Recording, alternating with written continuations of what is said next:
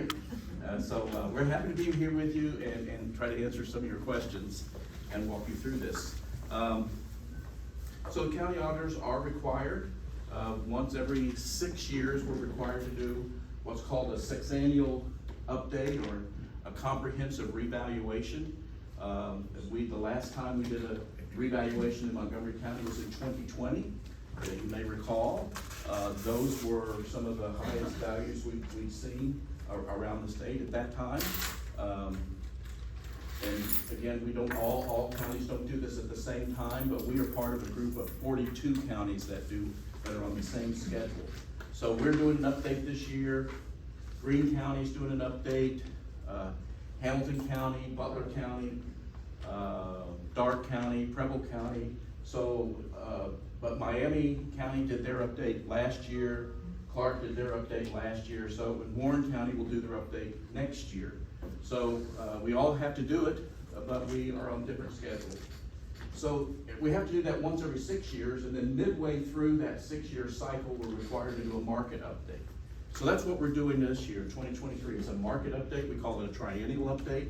All we're doing is looking at the real estate market. We're just looking at sales that have occurred primarily during 2022. We're required to look at sales that have occurred closest to the lien date. The lien date for us is January 1, 2023. So we're looking at the sales that occurred during the year of 2022 is primarily what we're looking at. And of course, as you all, we look at these sales, and they're based on valid sales. So by valid sales, I mean it's a sale that occurred between a willing buyer and a willing seller. It was exposed to the open market. Neither party was under any duress. Neither party was related to one another. So what that means, it rules out foreclosures and sheriff sales and bank sales and multiple property sales, family members, sales between family members. It rules out all of those. And then that's what we call valid sales. We use those valid sales to create sales ratios, and those ratios are factors that we use to estimate the value for everybody else's property.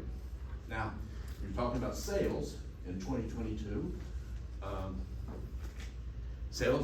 Properties were selling like hotcakes, right? I'm driving down the road, I'm driving down 741 in Moraine, and I saw this billboard, and my wife and I pulled over, so I'm gonna take a picture of that billboard. So you all well know that the last 2 years, in 21 and 22, we've seen record number of sales, record number of valid sales. It was difficult for my staff to keep up with the volume of transfers flowing through our office. Even during the pandemic, it was difficult. And you may be gotten upset with us because we got behind, and it was hard for us to keep up. During the pandemic, the real estate industry was considered an essential business, and so we all had to stay in business, right? Well, we had to stay in business too. And my staff was transferring 80, 90, 100, 110 properties a day, every day, throughout the pandemic. We had to work weekends and evenings in order to try to keep up with the volume. That continued through 21, 22. It has slowed down now. We finally caught up. So properties aren't selling, you're probably not doing many listings in the morning and have a closing in the evening, right? But you were, those things were occurring. And so that's the environment we've been dealing with, and that's the environment that we've had to make decisions about property values is based on those sales. So we get recommendations from the Department of Taxation, from the tax commissioner, and that's where you're getting this 37% number. The tax commissioner sent us a letter back in April informing us that this is the year we have to do an update, and this was their recommendation based on their review of the market. Their recommendation was that residential property value should be increased by an aggregate of 37%, an aggregate of 37%, and then commercial property up by 13%, meaning that the total property value for Montgomery County should increase by 37%. That doesn't mean everybody's property goes up 37%. It doesn't mean that everybody's taxes go up 37%. But that creates a lot of confusion when that number was thrown out there. In fact, it doesn't mean that, very different than that. So we're going to walk through what it really does mean. we submitted our numbers, after we did our analysis, we submitted our numbers to the Department of Taxation. We came in lower than they recommended. We came in at 30% overall. They reviewed our work and approved that, so that's the number they have tentatively approved that we're using. That's an $8.5 billion increase in the county's total value. Again, historic numbers. 10 years ago, we never would have imagined that we'd be seeing these types of numbers. But it's just incredible. And we call these tentative because we're in the process of listening to property owners, giving them an opportunity to meet with us and talk with us about their situation. So these there'll be some adjustments made to these values. Plus, these values do not include CAUV. Are you familiar with the CAUV program? It's for farming for farmers. Doesn't include those numbers yet. It doesn't include new construction for this year yet. So these numbers will end up changing, and that's why we say we think when it's all said and done, we'll probably top $40 billion in property value in Montgomery County. Again, historic levels. That's the total. Again, when I say historic, you can see the growth that we're looking at here. After the recession, we lost about $3.5 billion during the recession in value. And so we've been gaining that back. Since 14, we've been gaining that back, almost $14 billion back. But you can see the big jump here is this year where we're seeing a huge increase in the overall value. Residential value is the biggest part of that. So residential value is up 34%, almost $8 billion gained just in residential value. That is in line with other counties that are doing updates this year. Darke County is doing updates, they're at 28%. Delaware, which is north of Columbus, north of Franklin County is 33. Franklin, which is Columbus, is up at 41. Greene to our east is at 29, and we're at 34. 34, 35 seems to be the average, statewide average around. Some of the other counties, some of the counties have yet to submit their work to the state. Some counties have submitted their work, but they don't have approval yet from the state. I understand, I think both Butler and Hamilton do have approval now, and I think are sending out notices or preparing to send out notice. I don't know the numbers, but they're all in keeping. We're all seeing the same type of activity, the same type of appreciation and value. Commercial value up 12%. Again, the state recommended 13. We submitted 12, and they did approve that. I've been doing this a long time, and a lot of times, most of the time, the state will recommend no change in commercial values, and they say no change because there's not enough sales of commercial property to justify a change. But again, in the current environment, that's not true, and so they did recommend 13. We were able to get approval at 12. So that's a total aggregate value. It will vary widely across the county, depending on where you live.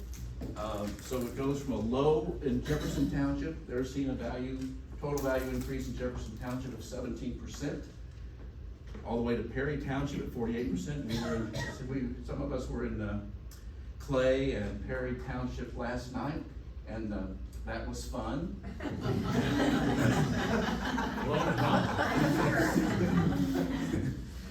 Yeah, Clay is at 44. Again, I was at the Vandalia Library. Vandalia's at 35. Had standing room only in the Vandalia Library last night for our discussion there. So anyway, it ranges across that continuum there. Most average increase is 36. Most jurisdictions are seeing between 30 and 40% of an increase in their total value. Now, even that will vary widely. I think Dayton is at 29%. Dayton's at 29%.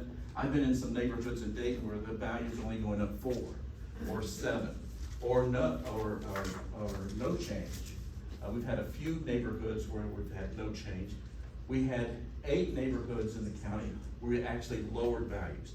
Again, it's based on what the market has been doing within those communities and within those neighborhoods, and so it will vary widely. gets to the neighborhood factor. So we divide the county up into 1,300 neighborhoods, 1,100 residential neighborhoods, 250 commercial neighborhoods. And so when we're making our judgments, or we're making our determinations of value, we're looking at sales within those neighborhoods. So we don't compare sales in Centerville to sales in Vandalia. We look at sales within those jurisdictions and within those specific neighborhoods. And those neighborhoods can vary widely in terms of the number of properties in them. I live in Belmont. I live in Dayton, in the Belmont neighborhood. And if you're familiar with Belmont neighborhood, most realtors are. You know, it's one of those areas where most of those homes were built post-World War II, frame and pretty similar housing stock, and that's what we try to do. We group these neighborhoods based on the housing stock and try to group them, you know, within a geographic area that makes sense. So my neighborhood at Belmont, there's about 2,500 parcels in that neighborhood. I used to live downtown in the Oregon district in a condo association, so in that neighborhood, there are 6 parcels. So every condo association, we consider its own separate neighborhood. We consider that a unique housing stock, and we look at those different. So when we say 1,100 neighborhoods, that's why I say it will vary widely, but that's how we try to do our comparisons and make judgments as to estimate of what the value, what is, if the property is appreciated in value or not. Most of the growth that we're seeing is in the southern suburbs. So Washington Township, Centerville, Miami Township, Kettering, these are the areas of town where we're seeing most of the growth. You're in the real estate industry, and you know what's driving that. That's where we're seeing most of the sales activity. We're seeing most of the price appreciation. It's in these southern suburbs. And so when we say 51% of the growth, so I said $8 billion, so 51% of that $8 billion is in these lower communities. You know, better than $4 billion. I think the Washington Township alone grew by $1 billion. So that's what we say here when we're looking at these percentages. The urban core is Dayton, Trotwood, Jefferson Township, Harrison Township, Riverside is what we consider the urban core. Okay. The number of parcels that are increasing in value. This is, again, having been through the housing crisis of '08 and seeing this type of turnaround in the community it kind of causes me to pause. And we saw back in '08 where most of the parcels in the county lost value. And now we're seeing most of the parcels in the county are gaining in value. And this continues a trend that started since back in 2017. 60% of the properties increased. 2020, 70% of the properties now are 96% of the properties in the county have increased in some degree in value. Some at maybe a very small percentage, and some as high as 50%. So, normally, county auditors try to avoid talking about taxes, because that's not our thing. Our thing is value. Our thing is value, and it's part of the element that makes up a tax bill, but it's not our thing. We don't determine the tax rate. We don't set that rate, but we report it, and we certify it, and we are, you know, in the middle of it, and part of our role as administrators. So normally, in the past, again, I said I've done this many times, I avoid having these conversations. That is just not working this time. Not working this time. And so, you know, most of the time we go, oh, that's great, real estate market's up, no, the values are up, that's great, that's great. What's gonna need my tax bill? So I'm gonna spend the next few minutes talking about taxes and how that works in Ohio, because it's unique and it can be confusing. You may have seen this in the news a couple of days ago, the front page of the paper.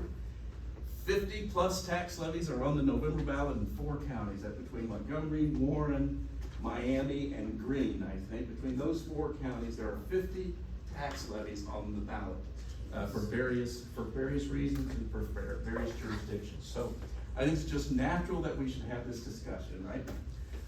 So we're gonna talk about what that means. First of all, it's important to know that Ohio is considered a ad valorem state. That's a Latin term, ad valorem state. That means that taxes are computed based on value, based on the value of the property. Its taxes are collected at 35% of the assessed value. So you have your letters, you got your letters, that value that you see, your taxes are based on 35% of that. That's your 100% value, that's your assessed value, your appraised value, your market value. Taxes are computed at 35% of that. So it's $100,000.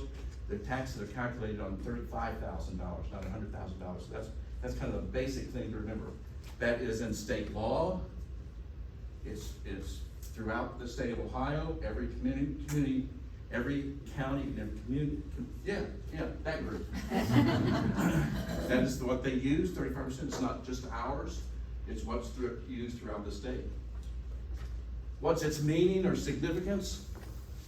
I have no idea. It may have something to do with the flood as far as I know, right? Everything has something to do with the flood. So we have no idea, but it's 35%. Then the tax rate itself, I'm going to talk about the different things that make up the tax rate. The tax rate itself is determined by the voters that living in the jurisdiction. And it depends on where you live, what jurisdiction you live in, what taxing district you live in, what school district, what city, what township, what levies have been voted on and approved by the voters in those areas. That's what determines the actual tax rate. It's expressed in terms of millage. So a mill means you pay $1 of tax for every $1,000 of value. So you take that 35,000 and you pay $1 of tax for every 1,000. That's $35. $35. Okay, 1 mil. There are 10 what's considered inside mills. Again, this is in state law and in the Ohio Constitution. It's what we call inside millage. It's unvoted millage. Every jurisdiction, every property owner has this 10 mills assessed to them. And those are 10 mills that are used to be the basic services of government is what it's supposed to be. Now that's been set 100 years ago. And the government services have grown way beyond that. But that's the first basic inside millage, 10 mills, and it's unvoted. It gets split up between the county has a share of it, the city or township or wherever you live has a share of it, and the school district has a share of it. There are other entities that have levies and things, all their levies have to be voted on. But the county, the schools, and the municipal jurisdiction gets a portion of these first 10 mills. Everything else is voted millage. Everything else that's on top of that is voted millage. And in Montgomery County, probably the gross tax rate is in excess of 100 mills, or right at 100 mills. So you can see, you've got the 10 mills that's unvoted, well then there's 80 or 90 mills of voted levies on top of that, and that's where the bulk of your tax dollars are going, is for those voted levies. And there's different rates. There are different rates for residential and commercial. The commercial properties pay a higher tax rate than residential. But so when it's all said and done, your tax rate for your individual property is based on the sum total of all the levies that have been approved by the voters within your jurisdiction. It's the sum total of that. People will ask me, what's the tax rate, or what's the tax rate? What's the tax rate going to be? Well, it depends, and the rate is going to vary by taxing district. We have 72 different taxing authorities in Montgomery County, 72, and 97 separate taxing districts. So it depends on which taxing district you live in as to what your tax rate will be. 22 cities and villages, 22 school districts. These are overlapping areas, some of the school districts overlap from other counties, overlap into our county. And we overlap into their county. So all of those are separate taxing districts for us at separate taxing rates that we have to work through. So the only thing that gets impacted by a value update, what we're doing this year, is the 10 mills, the 10 unvoted millage. That's the only millage that gets affected by it. So when we say your value went up 10%, well, the amount of tax that you pay on those first 10 mills, it's gonna go up 10%. But the millage, the amount that you're paying on the other millage, the voted millage, will remain the same. We can talk about that. So in a little bit more detail. So rise and fall is not subject to reduction factors, is what we're saying. Those first 10 mills is not subject to a reduction factor. The voted millage is, and that's an important thing to understand, is the impact of reduction factors, or you'll hear people talk about House Bill 920. House Bill 920 was something that the legislature passed back in the 70s. And it was put in place to create these reduction factors. They've changed the name of it, they now call them adjustment factors. And so the point being that as values would go up, the reduction factor acts to lower the tax rate. And so you don't pay the gross tax rate anymore. You pay an effective tax rate after the reduction factors have been applied, which basically, as values go up, it lowers the rate that you pay, so the jurisdiction continues to collect the same amount of tax dollars. So, again, just to recap that, as values go up, the effective tax rate goes down. As values go down, the effective tax rate goes up. Again, if you're old enough to remember the recession, that happened. Values went down in the county, and the tax rate had to go up. Basically, when you go to the ballot, what it really means is when you go to the ballot, these 50 levies that are on the ballot this fall, the voters are gonna see two things. They're gonna see a millage amount, and they're gonna see a dollar amount. The millage that's been, that you're voting on has been determined to collect a certain amount of money. And just say for grins and giggles, we'll say it's 2 mills, and it's supposed to collect $10 million, okay? That's all you've authorized the jurisdiction to collect, 2 mills and $10 million. So as values go up, if they continue to collect 2 mills on higher values, they would collect more money, and they're not authorized to do that. So the millage comes down, the reduction factor forces the millage to go down, so instead of 2 mills, now it's 1.5 or 1 mill. So that the jurisdiction continues to collect $10 million. That's an important concept when we tell people that your taxes aren't going up at the same rate as your value. That's because of House Bill 920 and the impact of these adjustment factors on most of the levies that you're paying taxes on. Sample tax bill, and I know you probably can't see this, but I'll read it for you. So sample tax bill here shows up here the gross tax rate. The gross tax rate is 131 mils. That's the total sum of both the 10 inside mills and then 120 mils in levies that are approved by the voters. It's within this particular taxing district. 131. It shows the reduction factor that's being applied, and so the effective tax rate is only 85.9 mils. So instead of 131 mils, you're only paying taxes, your tax is being computed on 85, because the value's gone up and the millage and the tax rate has gone down. Over here on the other side, it shows the 35% value. The appraised value is in this column, total land and improvement. Appraised value, 100% value, market value, whatever you want to call it. Then the taxable value is this amount, which is 35% of that. And those are just some things that's shown on the tax bill, but sometimes people overlook them. So, this also appeared in the paper. This was a listing of the 50 tax levies that are on the ballot, and I couldn't get them all on one page. That's Montgomery, Greene, Miami, and there's another column there for Warren, so sorry if I offended anybody from Warren County, but this was a list that they had in the paper this week showing all the different tax levies that's on the ballot in November. One thing to keep in mind that we want to make sure people understand is the amount that's being collected on these levies is based on the current values, not the new values. So it's not the values that we sent out to people this year. That will go into effect next year. So what you're voting on this year is based upon values as they currently stand on the books. Which means, given the fact that values are going up and going up significantly, an adjustment factor will be applied almost immediately to bring that tax rate down compared to what's being voted on the levy. So it's kind of a unique situation when you see this. Okay. Almost counterintuitive.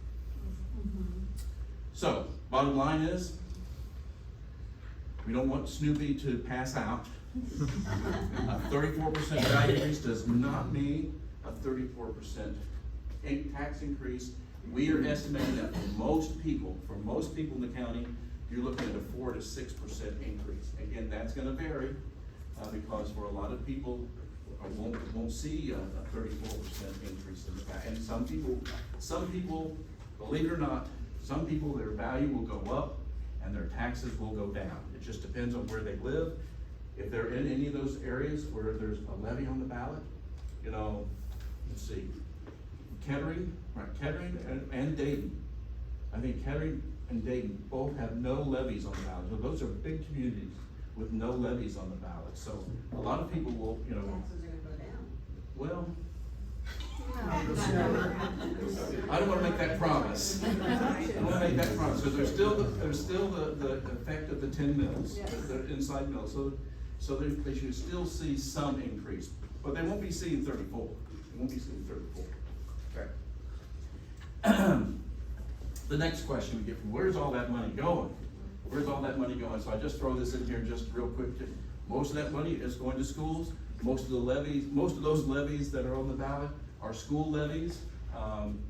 Centerville Schools has a big levy on the ballot this fall. Oakwood Schools has a big levy on the ballot. Northmont Schools has a big levy on the ballot.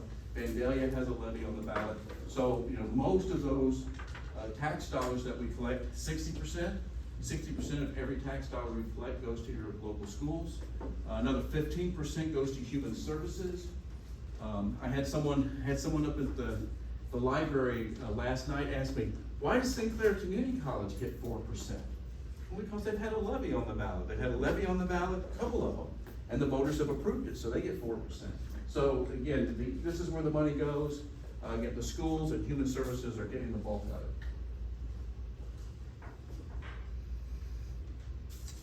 it. So where we are in the process, talk about next steps, and then I'll take some questions. So we've mailed out 165,000 notices to property owners. We think they've all been delivered. If our phone is any indication, they've all been delivered. We have begun what we call informal reviews. We have 22 active phone lines in the office that are accepting phone calls.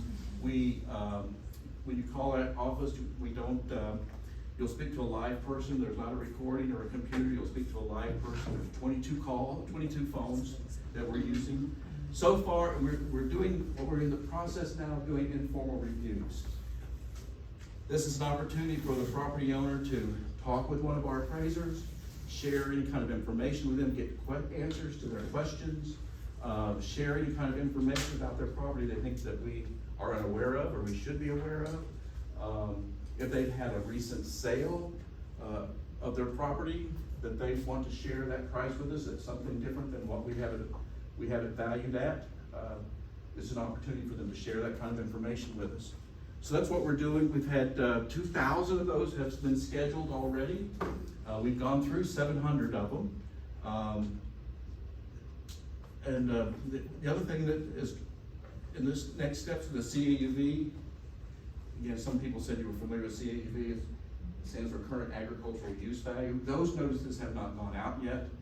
We're hoping to send those out a week next couple of weeks. We have the values. We have nothing to do with those at all. Those are determined by a formula that the state has set in cooperation with Farm Bureau and other interested stakeholders. So there's a formula that's in place. And so we get those values, but we're the messenger. So we get the values and then we're responsible for determining it, to sharing that information with the community. Those have not gone out yet. We only have about 3,300 properties in the county that's on the CAUV program, so it's not a big deal for us, but it's a big deal for some of the surrounding counties in our community. Those values are going up significantly. So I'm trying to get as many of these sessions out before those notices go out. No, we were up at the Farm Bureau last night talking about it. They follow this pretty carefully. They follow the market pretty carefully. They know what's coming. They know what's coming. So to schedule an informal review, we have a hotline, 937-224-8927. You can call us. Like I said, one of those that's with the 22 phone lines available. Call that number to schedule informal review. Or you can go onto our website at mcreval.org and you can self-schedule informal review. Also, you go onto our website, we've got a number of tools that we put out there this year. Anybody use these yet? You go onto the website and use it. Click on the link that says Neighborhood Viewer. And you click on that and it will show you a map of your neighborhood where the property is located. It will show you all the sales that have occurred in that neighborhood over the last 3 years, at what price, and gives you a lot of information about what we've used, the data that we've used in order to determine values in those neighborhoods. So you can go and self-schedule, or you can call our hotline number and we'll be happy to help you with any questions you might have. I have Yes, a ma'am. question on the agriculture one. Okay. If somebody was going to sell their land that is currently zoned agriculture, and according to you, that's gonna go up considerably, they would be more willing at this point to sell, correct? Possibly, yes. Depends on what they're gonna do with the property. Are they gonna continue to use it as farm to farm? No, Oh. we would go and then change it to residential. Ah, okay. Well, if you're gonna do that, there's a recoupment. You have to pay the taxes that have been forgiven over the years. Because what the CAUV value does, it lowers the taxable value of the farmland in order to encourage them to keep it as farmland. So if they decide to convert it from farmland to some other use, we have to go back and call the recoupment. We have to go back and determine how much taxes have been lost to the community. Over how many years? 5 years. 5 years. So it's pretty pricey. It's a pretty pricey endeavor. Does Yes. that have to go through rezoning? It may have to, depend on the community. That would be the community's decision to rezone it, but probably. Yes? All right, so this informal process does eliminate the formal process to file a complaint by March 31st. It does not. So yes, when this is all said and done, we'll adjust values based upon what we learned this summer. We will resubmit our abstract to the state, and at that time we'll do the CAUV values, we'll know new construction. We'll submit all of that to the state. The state will sign off on our new values. That becomes the values that are used in tax bills in January. So January 1 opens up the formal appeal process. Between January 1, March 31st, property owners can file a formal complaint with the Board of Revision. So even if you've done an informal, or even if you talk with us and you're still not satisfied or you're not happy with the results of that informal, you can still file with the Board of Revision, still file a formal complaint between January and March 31st. And the data that you as a property owner look at is the current 22, or do we go back 3 years to come up with the value for your property? Okay, when you're trying to you're going to present a case to the Board of Revision, you wanna present the very best case that you can for yourself. So if the best sales that have occurred that's comparable to your property occurred 3 years ago, you can use that. You know, keep in mind that the board is gonna consider the sale closest to the lien date as the best indicator of the current value. So you can use the sale January from 1, 2024. January 1, 2023. Okay, so, okay. Yeah. But now that's not to say, you know, don't get me here. When you go to, again, you're trying to make the very best case you can. So, you know, people will walk in, let's say they file their appeal in March. They don't actually have their hearing until June or July, and at some point there were sales that occurred between those dates. They can come in and use those sales as an indicator of value, that it's shifted or it's changed, or they can use those sales as an indicator of value. The board will take that into consideration. Does that make sense? So the date that we're really looking at is January 1, 2022, or excuse me, 3, correct. Closest to that lien. Closest to that lien date, closest to that lien date. You know, when you do, when you have a sale, a real estate sale, right? You get a bank appraiser. Someone comes into a bank appraiser, they generally look, what, 6 months? 6 months, if they can, you know? So we're extending it out a year or more. You know, at this point, we're a year and a half, really, at this point. Our values are always trailing the market, right? We're setting values now that were based on sales in 2022, you know, so almost a year and a half ago in some cases. So we're always trailing the market. And when we do our ratios, we throw out the lows and the highs. We throw out the lows and the highs. And we try to set these values at 90%. So, you know, when people say, I don't know how you get to these high values, we've done everything we can to mediate the market, but the market's just been wild, right? Am I wrong? The market's been wild. I got a house, again, I live in Belmont. I live in Waterloo in Belmont, okay? So there's a house a couple of blocks down the street from my wife and I, close to Wayne High School. And I read the real estate section every Sunday. Occupational hazard, right? Read the real estate section. So this house had sold, and in the paper it said it sold for $170,000. I thought, oh, that just can't be. There's no way a house down the street from us sold for, that must be a typo. It must be 117, which would have been a lot. I thought 117 would be a lot for it. So I go to the office the next day, and this is just in the last year. So I go to the office the next day. This property had, the person had purchased that property in August of the year before for $45,000, which was a good solid price for it. $45,000. Painted it, put some new gutters on, cleaned up the curb appeals, and took out some old brush and stuff, and turned around and sold it for $170,000. So that's what's been going on in the market. That's what's been going on in the market, and that's what we're dealing with. And I'm not telling you anything you don't know, right? Question? So you said residential in the county went up approximately an average of 30%. You said CAUV is going to go up significantly. Are you allowed to give us an approximate average of CAUV's increase? 76%.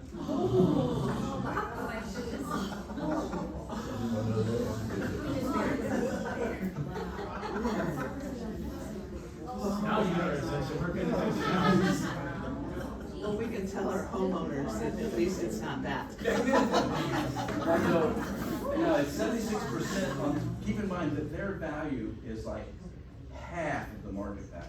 I mean, their value is way low. These percentages, they're based on soil types. There's 100 different soil types in Ohio. And it's based on so the soil that farm is sitting on, and the production off of that, the prices that they're getting for their crop. They do corn, soybean, and barley, I think, is the 3 price commodities that they use. So this is a very complicated, complex formula that they use. They use a 7-year average, and again, they drop the high and low. I think it's called an Olympic average. They drop the high and the low, and that's what they come up to. And they've made adjustments to that formula several times in order to, again, try to make it a little bit more palatable for the farm. Again, they're trying to encourage those farmers to stay on their farms and to encourage to farm them. So at 76% increase, they're still well below market value. They don't know that, so don't tell them. Now, will the recoupment be based on what the tax for 5 years? Do the back taxes. Okay. Back taxes. Yes.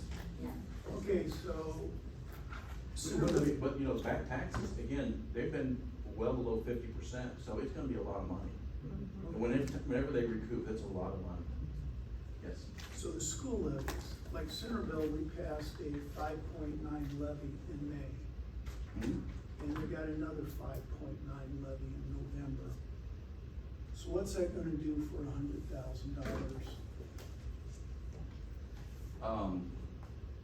Plus, we passed a fire levy. So you're saying we got a 4 to 6% increase On your inside millage. on your inside millage, and then we're gonna have the levies. Mhm.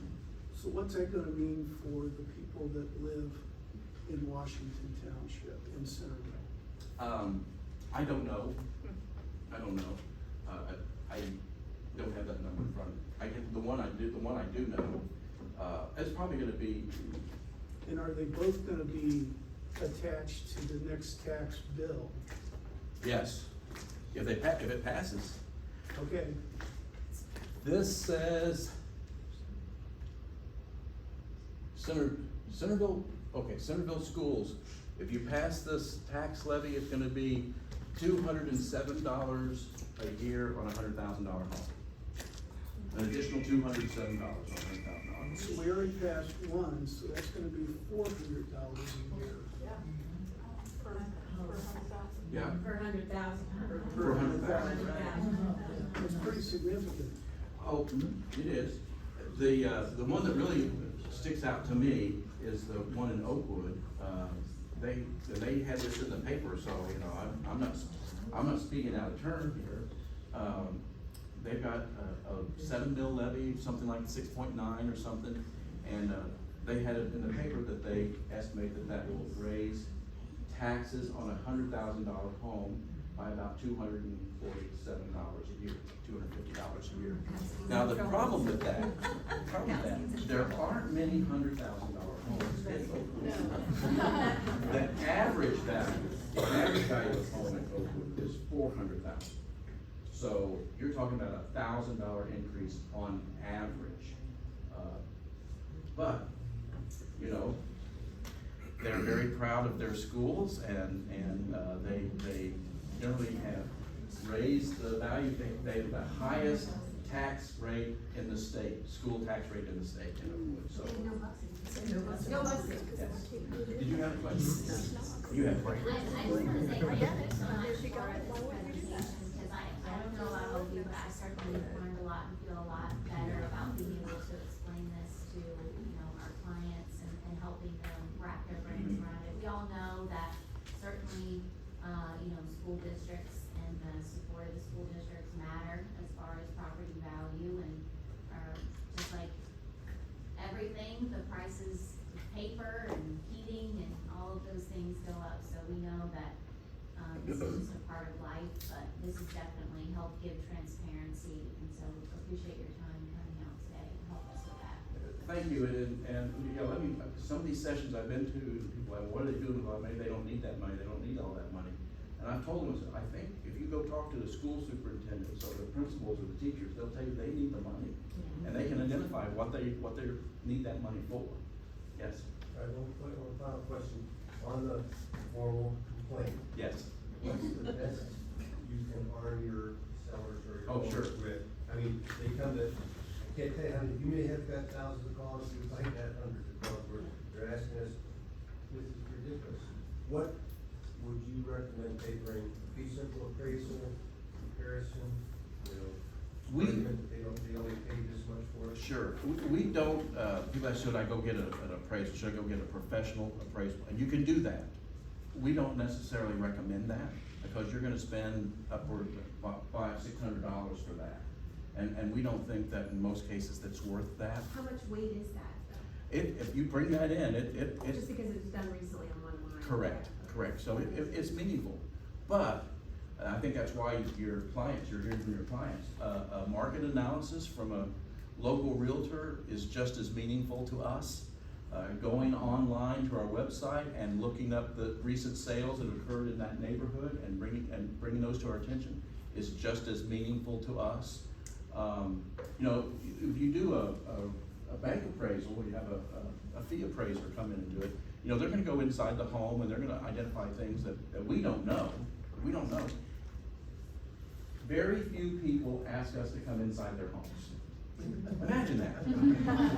Very few people. We'll have some, but very few people. So we don't know you don't know if the kitchen's been updated or, you know, some people don't get building permits either, you know, they add baths and stuff and they don't get a building permit. So, you know, we don't know some of those things. A bank appraiser or a fee appraiser, he will know. You know, he'll go inside the house, he'll take pictures. So we don't necessarily recommend that you do that. The best indicator of value is a recent sale. You know, we've had people call us for these informal reviews, had people call us when they've had, I just purchased my home in 22 and I've paid this for it and it's below the value you set on the house. We consider those no-brainers. Okay, we'll set it at that purchase price then. You know, that's a no-brainer to us. I've got a stepson that lives down here, just down the street here, actually. And he bought a place down the street here in 22. And I was, my wife and I were there visiting on Sunday. He had the letter sitting on his, just so I could see it, you know. So I got this letter from this Karl guy, you know. So I looked at it, and he had a substantial increase. He's in an area that's going up 40%, I think, 40%. But then I checked what he paid for it last year, and it's still below what he paid for it. So you don't have a case. You don't have a case. So yeah, the best indicator is a recent sale. Either of the subject property, or the next door, or around the block, or you know, something, a recent sale. What's the radius you can go? Join the market. Again, the further away you get, it becomes less significant to the board, but the closer you get, you know, it depends. Some you can't find, sometimes you can't find sales. Yes, ma'am. You said this based on existing homes, what about new construction? Thank you. So new construction is not included in this. That's another factor that's not part of the whole scenario at this point. We're still compiling those numbers because our new construction cutoff is June 30th.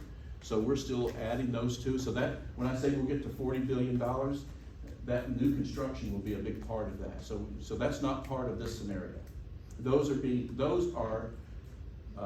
valued separately and, you know, basically by cost.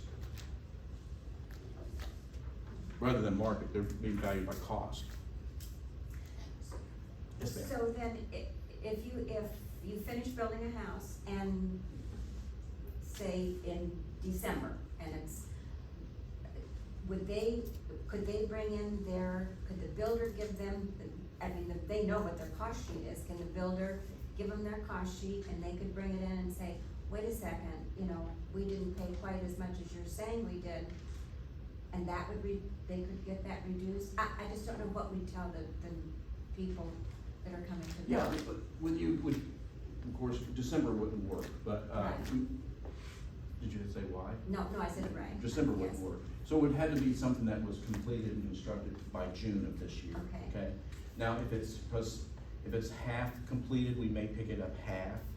But most of the time, something that was December, we wouldn't even pick it up for another year before it would even be taxed at all. Maybe the land would be taxed. So yes, you come into the board and say, this is what I paid for, this is the conveyance form, the sales contract, the invoices. whatever evidence you have of what you paid, and you share that with the board. We get, like, and I said, not everyone files a building permit, new construction, a new home they would. But we get, every building permit that's filed in the county, gets a copy of that building permit gets submitted to our office so that we can track new construction things. So, but a lot of times new construction that, you know, the permits we get really doesn't add anything to the value of the home. We expect the home to have plumbing, we expect the home to have heat, we expect the home to have a roof. You know, so those types of things that get done, you know, really doesn't add to the value of the home in our mind. Now, you know, if you build put a new deck on the back of the house or a new concrete pad, those things add real value to the home, and we'll pick those up. But we'll pick them up at cost. Thank you. Yes? So when we get a lot of relocation and people coming from other states, and how do you respond to clients that say, well, this can't be legal because in whatever state they came from, they're only allowed to raise the values a predetermined maximum amount. And I don't know if that's a common thing other places, I'm hearing reports a lot about it lately. I don't know if you're familiar with it, is that something that's ever been considered in Ohio? Did we ever do it previously? Where we had maximum by law that could be raised? So there are states that have those types of provisions in place. Not very many, but there are some states that have. There are states that are considering those types of things. There have been similar type legislation introduced in Ohio that would put some cap on things. Experience like this brings that up, but you know, this is a pretty unique situation that we're in, and I don't want to say never, but you know, I can't imagine that we'd ever experience something like this. But then, you know, I didn't imagine that we would lose the value that we had in 08 either. There are those types of provisions in other states. And like I said, there's been some legislation introduced in Ohio, but it really doesn't seem to have legs. The property tax is such an important revenue producer for basic services in Ohio. You saw what it means to schools, but you know, these other levies that we're talking about, they're fire levies, they're police levies. There's levies for children's services, there are levies for foster care, for senior services, for the mental retarded. You know, those are types of services that the property tax is funding, and the significance of it is it's almost guaranteed. You know, it's inflation proof for the most part. It's, you know, the economy rises and falls, but the property taxes stays in place. It's a stable source of revenue for us. So it's important. Even during, I like to tell people this, you know, we had those of you who are, most of you are too young to remember the foreclosure crisis. Well, we had this foreclosure crisis back in 2005, 6, 7, here in the nation and in Ohio. At one time, Montgomery County was the epicenter of it, right? We had the highest foreclosure rate in the country. Even during that time, our tax collections remained at 94, 95%. The point being, the banks, when they would foreclose on a property, they may not cut the grass, or they may not fix the gutters or paint the buildings, but they paid the taxes. They paid the taxes. They did not want to lose that property through a tax foreclosure. So that property tax is a stable source of revenue for critical public services. So it's hard for the legislature to put caps on it. So I have just a couple things. One, we're not gonna try to figure out anybody's tax bill. That's not what. I don't even try to do that. That's not what we do. You know, as Karl walked up to the grid and chart and graph, trying to connect the dots, we're not gonna do that. And I have gotten the question several times, do we need to put it on a property disclosure that the property tax is going up? No, we don't. Property taxes fluctuate every year. The bill goes up, it goes down, levies pass, levies fail, it happens all the time. Property tax, the way that it's collected in Ohio, as part of the Ohio Revised Code, part of our constitution, I think you said. So, you know, that we don't need to do anything in regards to a property disclosure or anything like that. I've had a question several times, and I thought I'd just throw it out the answer now, we don't do that. Yeah, you know, I hope I made the point. People ask, well, how much is my taxes going up? And well, I don't know. And, you know, most of the time they look at me and say, oh yeah, that's a crop. You know, that's a cop out, why don't you just tell us? And I don't know, you know, and I think you saw all the different factors and variables that go into this. At this point, we just don't know. And so we really won't know until after the November election, and after we file our final abstract, what the value's gonna look like or what the tax rate is gonna look like. So sometime in December, we will know that, and that's when we will notify people, and it'll be on our website and people can see it. In 2020, we didn't get tax rates from the state, reduction factors, the state computes those. We didn't get those reduction factors and tax rates from the state until 2:30 in the afternoon on December 31st. So, you know, until we get that, we really don't know. We really don't know.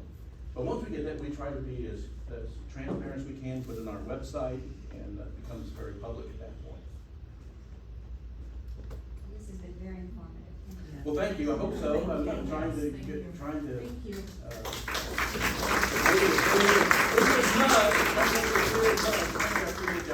I feel bad for Mike back here, he's been looking at a lot of envelopes pretty quick here. We pay people to do that. We had some interns helping us out. Yeah, thank you very much for coming out, very, very informative, appreciate your time, and as I said in the beginning, thanks for coming out so fast, this has been a hot topic for us, we have a lot of agents who are very productive here, and their phones have been ringing a lot, so I really, really appreciate it. Thank you all. Thank you. Appreciate what you do.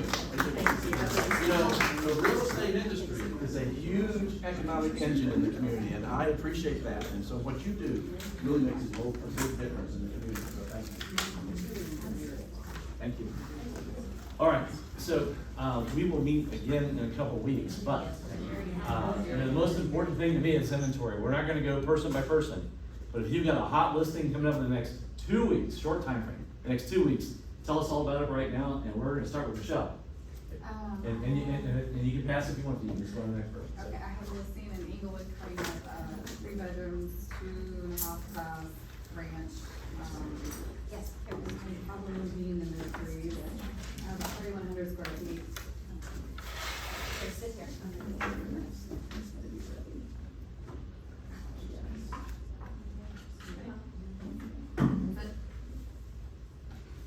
Hi, Hi. here. We have a condo going live today in Ronaldo Woods in Lincoln Park, Kettering. Absolutely gorgeous. Ranch, 2 bed, 2 bath, totally updated, $375. Have one on Abington going live, I believe, Monday. It is a cute little Cape Cod, much bigger than it looks. It's 5 bedrooms, finished basement. I believe it's gonna be $265 to $270.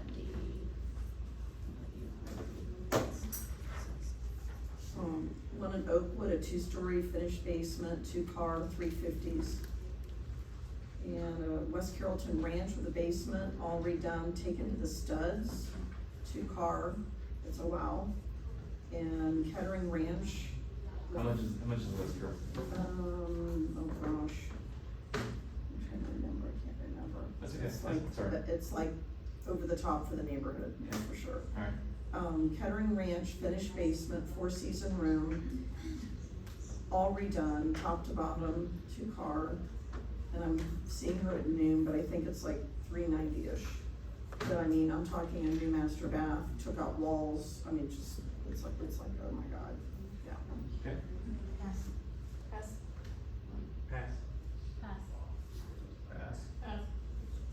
Pass. Tom, come on, Todd, you're trespassing. You Said gotta 2 get- weeks, You gotta you know, get something give me great. 3. Pass.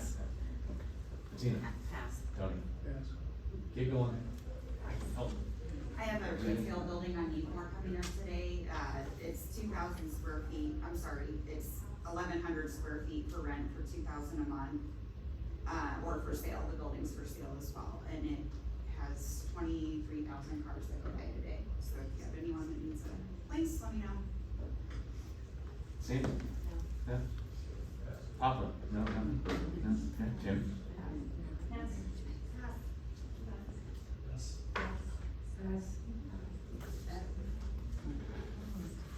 We've only got 5 listings in the next 2 weeks, I'm in the hot seat here.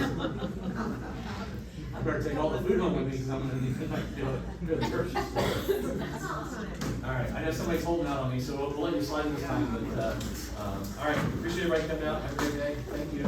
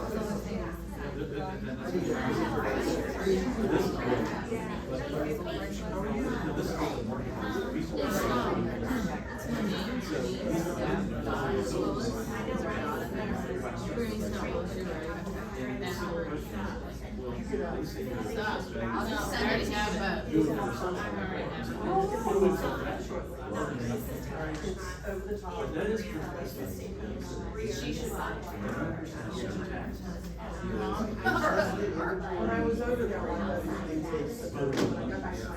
Thank you. You're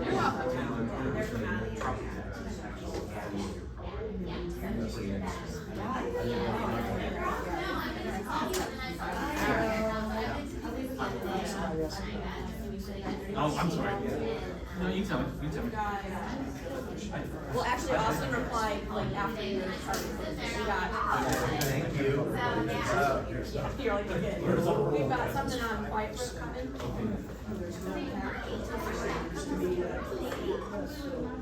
And then we have a ranch, and a walkout in Centerville, both coming in 500-ish. And then a ranch with a walkout. We just packed him. And then we've got a 3-bed, 2-story with. Like I always look at our list the other day after hours on there. And then we have a 3-bed, 2-story with a pool and Sycamore Trails in Springboro. Very small basement, not all that usable, unfinished, 400-ish, needs some TLC. Yeah. He said it'll be 2-3 weeks. Once he starts, okay? Thank you much. Welcome. Appreciate it.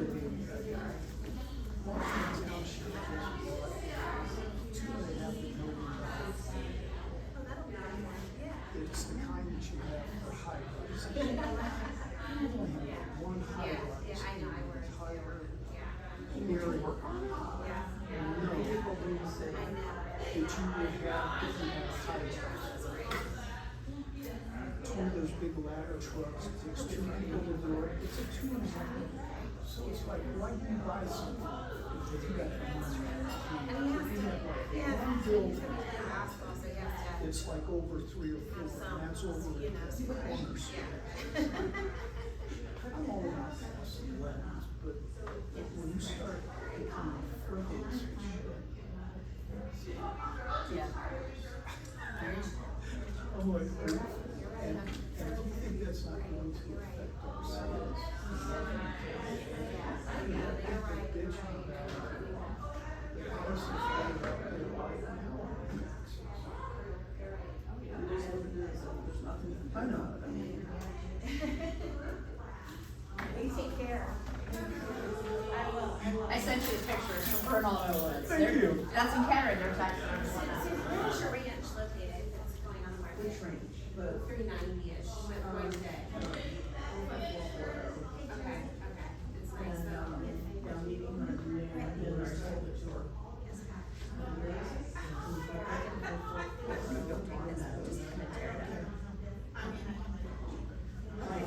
that okay? Is that selling or ranch As I condo? was on doing my bridges, it was in Cleveland. Yeah, she wants to Okay. be for Warren County or Washington Township. So I actually could show her. Glad I don't live in Oakwood anymore. Oh, my lady has two dogs, that's the other thing, or could you like the dog?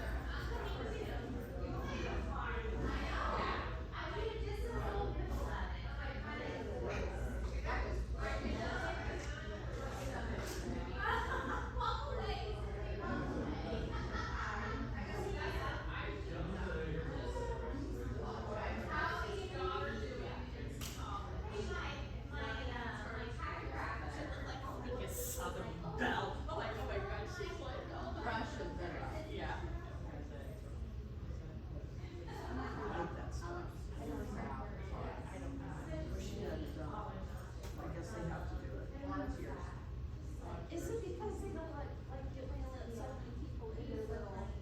It's very southern and people pay thousands of dollars for rush coaches and. Rush coach.